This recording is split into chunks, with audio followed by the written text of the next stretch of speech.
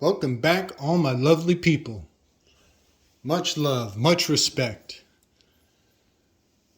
What I am going to delve into in this next series of videos is a continuation down a very dark path.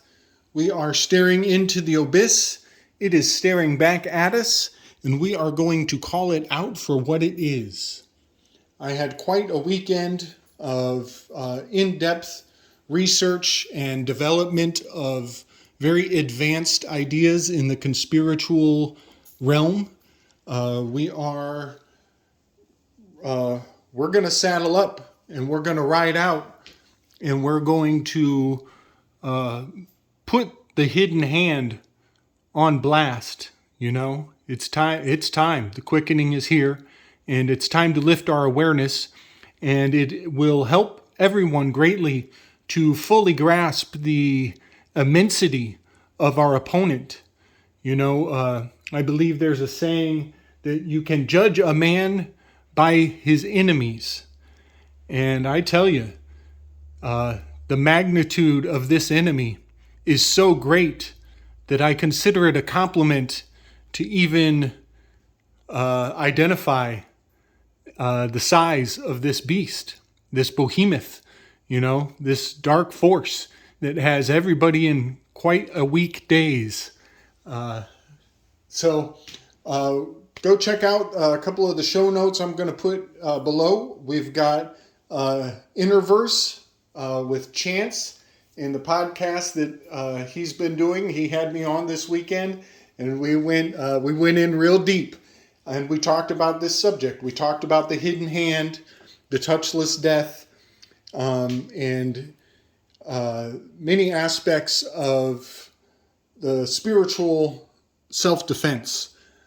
And also I'm going to link the show from Weaving Spiders with Jerry Marzinski, in which we were able and honored to speak with Jerry about his work in the field of psychosis and the proof that there is consistency, predictability, and the utmost value in acknowledging the psychosis of many mental patients, and the fact that there is a science, an untapped science, an entire field of research yet to be fully appreciated, that the entire world is in utter denial of. And anybody who looks into the abyss, they will find the abyss staring back at them. And that is what Jerry has been doing for a very long time. And we're going to need all the reinforcements we can get, folks. We are going into the final frontier. We are going into the wilderness.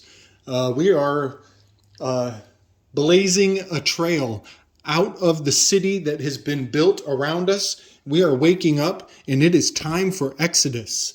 So get your saddles, get your hats, gear up. We're riding out on these motherfuckers. Much love, everybody.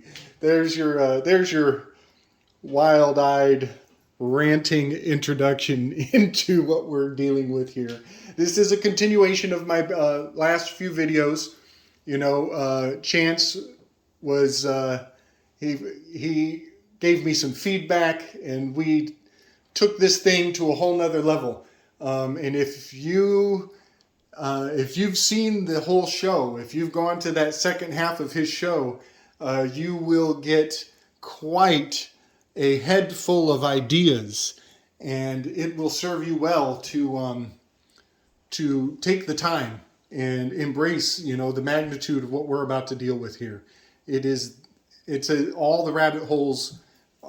They lead to what we're dealing with here.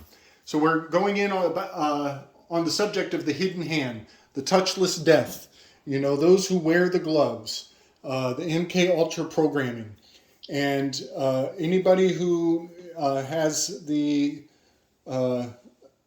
even rudimentary grasp of history, you should know the signs and symbols of the hidden hand. Napoleon Bonaparte with his hand in his vest. That's one of the probably the most predominant icon of the secret order of the hidden hand. And essentially what we have here is, the signs of the great works.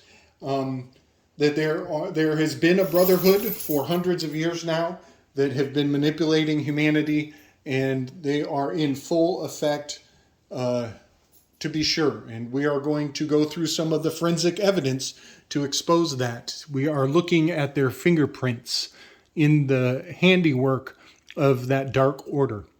So this morning I woke up after meditating on some of the deepest and most profound thoughts over the weekend that I will try to bring to bear in the show notes. And it may take you hours to consume all of it and to bring the value of what I'm about to assert to its full culmination. So essentially, we've talked about Mickey Mouse wearing the gloves. We've talked about Michael Jackson wearing the gloves. We've got Napoleon with his hand in the vest. That's just the tip of the iceberg. But I want to bring in the Matrix. We're going to do a couple quick videos out of the Matrix, and then we're going to go to the Princess Bride. And I want to clear the good name of an entire group of individuals who are being set up to be the scapegoat for what we are dealing with. You will notice that I'm being obtuse. I am being that way quite on purpose, but I want everybody to realize that the evidence is pointing to a certain culture, and that is by design. The hidden hand, they love to create cultural opposition, to fabricate cultural opposition. I have said in the past that, English moves from left to right, and that certain languages overseas move from right to left, and that is the opposition. That is the mechanical opposition of the movement of the clock. That's the machine, the engine that makes the world go round. And, I've also pointed out that there's, two pillars. That's the sun and the moon pillar. I've done this before, but you have English going this way. You have certain other languages going this way. Well, you take those two triangles and you get a flag that is a fabrication. This is a fabrication. This is a made-up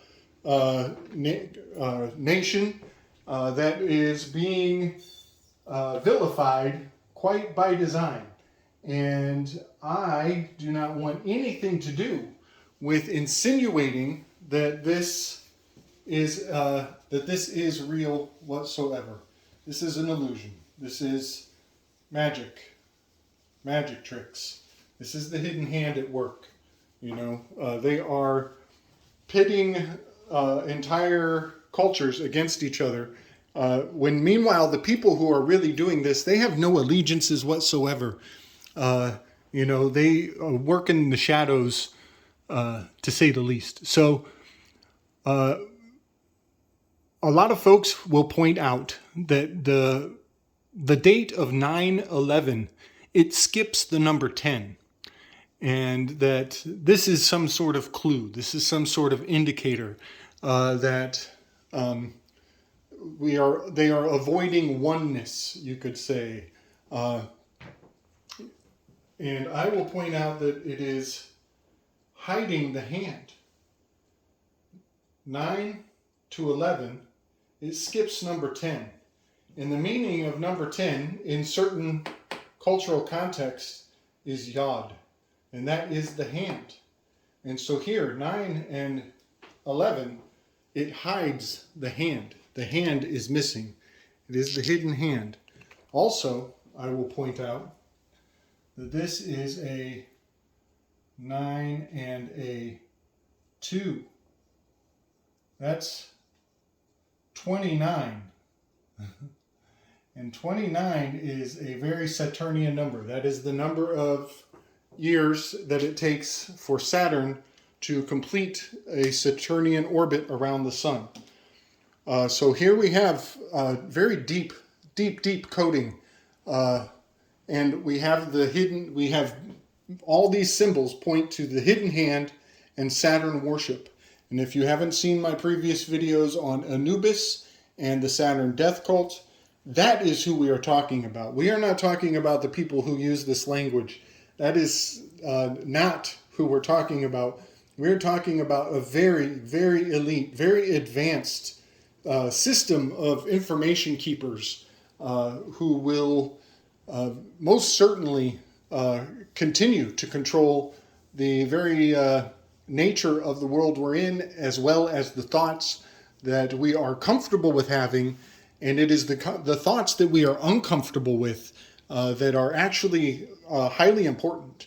Much goes unseen. You know, I often think of the dark web is, they say, it is 90% of the actual internet is in the dark web, 90%, and that we only see 10% of the movement on the the above ground interwebs, which is a profound allegory for what Darwinists and mainstream science tells us our mind is like. Our thoughts. We only use 10% of our brain, and 90% is junk DNA. I don't believe any of that for a damn second. And there again, we even have the 9/10 of the law. What is it? Ownership is the final 10th of the law, and possession is the other 9/10. So 9/10 is possession, and 1/10 is ownership. And here we move into Jerry Marzinski's territory with that concept of possession. His focus is on those who have psychosis. They have voices in their head, and they are possessed by their voices. And here I will bring back that quote one more time. A man has only as many masters as he has vices. And I would apply the Twilight decoder glasses here, and I would say a man has only as many masters as he has voices. And so I do believe that there is a hard science at play with MK Ultra and controlling people's ability to resist their impulses, and that certain impulses can be conveyed from a distance. In fact, we know that during the Iraq War, in the shock and awe operation, they were able to project a voice into the heads of the soldiers, the Kuwaiti soldiers, I believe, and they projected the voice of God and told them to surrender. So this is a long way around to try to point out that the hidden hand, they love to put their signature in steganographic view, where the public can see it, but they do not know what they're seeing. However, on some deep subunconscious level, with the 90% of their brain that they are in denial of, they will receive the message. So I'm going to play a clip from The Matrix where Neo receives the phone from a messenger, and the messenger says to Neo, "Have a nice day." And you'll notice that Neo takes a moment and looks at the messenger in a very significant way. And "have a nice day" that's a call sign. That is the smiley face. You guys might know, fill in the blanks. The smiley face, yada yada. And that is, the smiley face is a sign of drug use.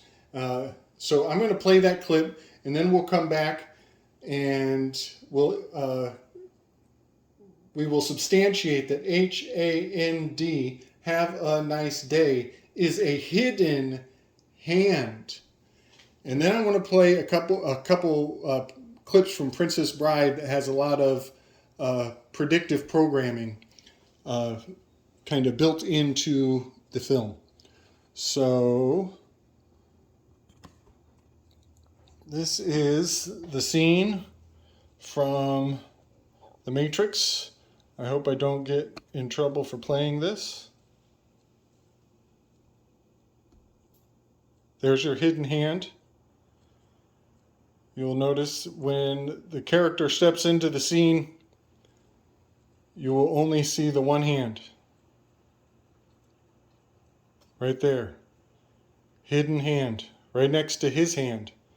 So he only has one hand. The messenger has the other hand. And he's about to be made complete from his Have a Nice Day package.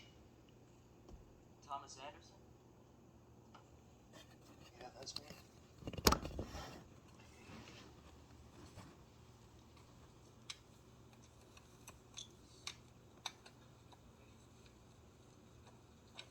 Have a nice day.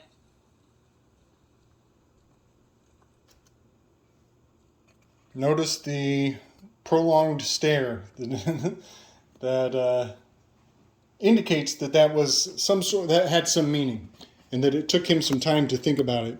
And from that point, he pulls out the cell phone. Everybody knows this, and he starts getting messages, almost like having clairvoyance and the ability to see into the future, because he's listening to the voice inside of his head. And here we have what Jerry Marzinsky brought forward, that meth users are listening to the voice, and the voice is giving them signs and signals that have predictive value, and that they are, they have their elevated sense of awareness is granting to them a bit of clairvoyant capability.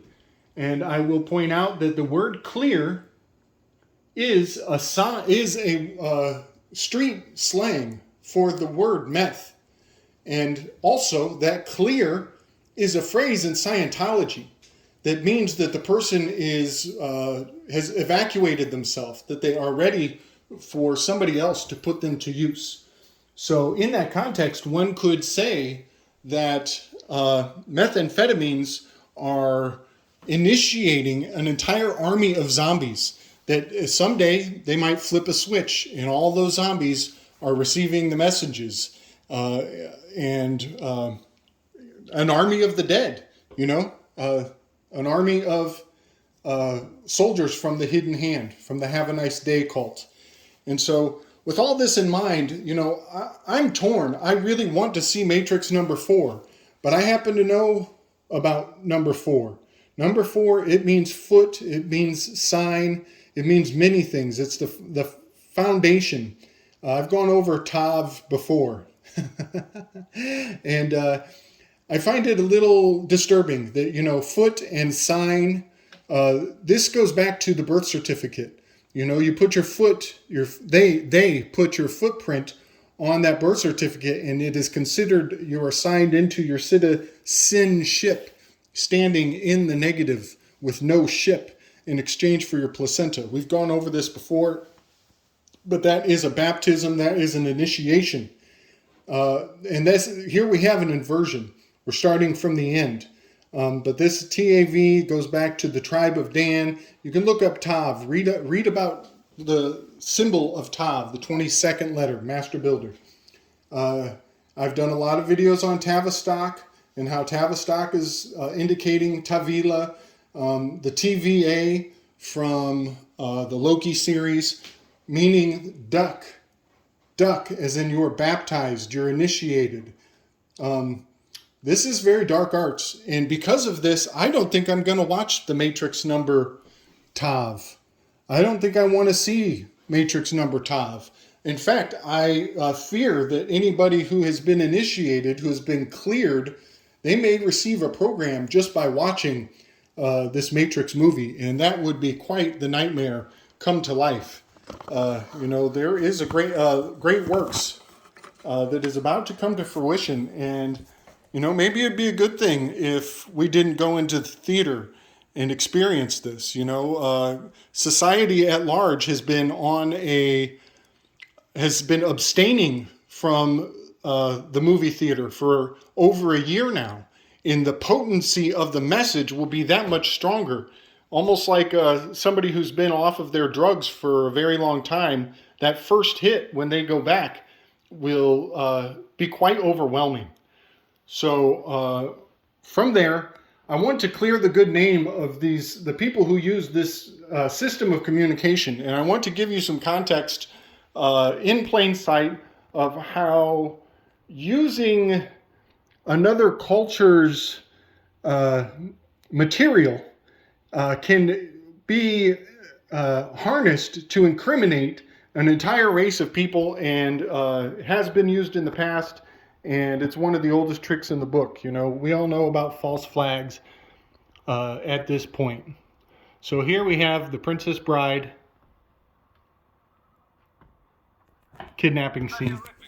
Fabric from the uniform of an army officer of Gilder. Who's Gilder?